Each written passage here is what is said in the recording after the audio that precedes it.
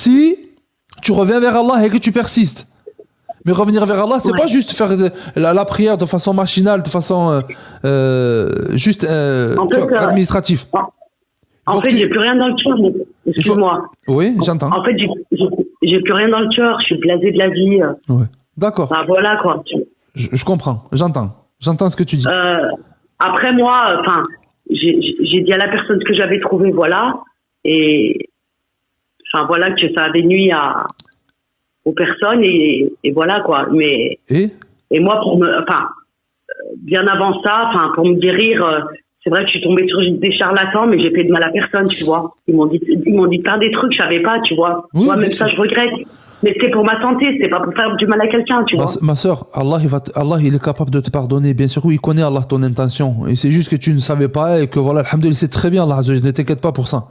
Alhamdoulilah pour ça. Enfin, je savais pas, je sais pas que je savais pas, enfin voilà, je savais que c'était pas bien, mais c'était vraiment parce que voilà, on m'a endoctriné, quoi. Enfin, D'accord. mais c'était pas pour faire du mal à quelqu'un, tu vois. D'accord, j'entends. Dans ce cas-là, il suffit de te repentir, de demander à Allah de te pardonner, sincèrement.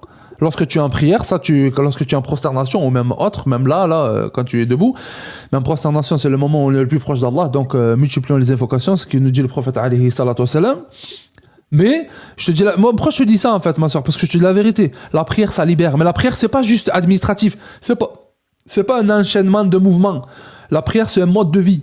La prière, c'est une connexion avec le Tout-Puissant. La prière, c'est de t'épanouir spirituellement, de prendre conscience, de vivre consciemment avec Allah subhanahu wa ta'ala. Quand tu vis avec, tu sais que tu as un Seigneur qui est capable de toutes choses, que pour lui rien n'est impossible, que seulement le temps d'un claquement de doigts, il peut te soigner. C'est pour ça que je dis la prière, c'est bien, mais prier, pour savoir pour qui tu pries. Faut savoir qui tu pries, faut savoir qui est Allah. Allah, quand tu sais qui est Allah, et ta foi elle augmente. Et ta confiance à lui, elle augmente, et ta vie, elle change. C'est pour ça qu'il faut partir tu vois, toi, tu vises la photo. Moi, je te dis la photo, mets-la de côté. Vise le créateur de toutes choses. Le créateur de toutes choses, celui qui est capable de tout démontrer. Non, il y a eu la photo, ce que j'ai trouvé. Il y a eu la photo, ce que j'ai trouvé. Après, je l'ai donné à une personne. J'ai dit, regarde ce que j'ai trouvé. Elle l'a jeté, puis elle m'a dit de rien dire, quoi. Enfin, voilà. D'accord. Enfin, je sais pas si je dois le dire à la personne concernée, je sais plus quoi faire. Ça va lui apporter quoi que tu disais à la personne concernée? De quoi? Ça va lui apporter quoi? Cette personne-là, elle est dans ta vie encore? Ouais. Je la vois pas, mais oui. Elle fait quoi? Elle va pas bien dans sa vie?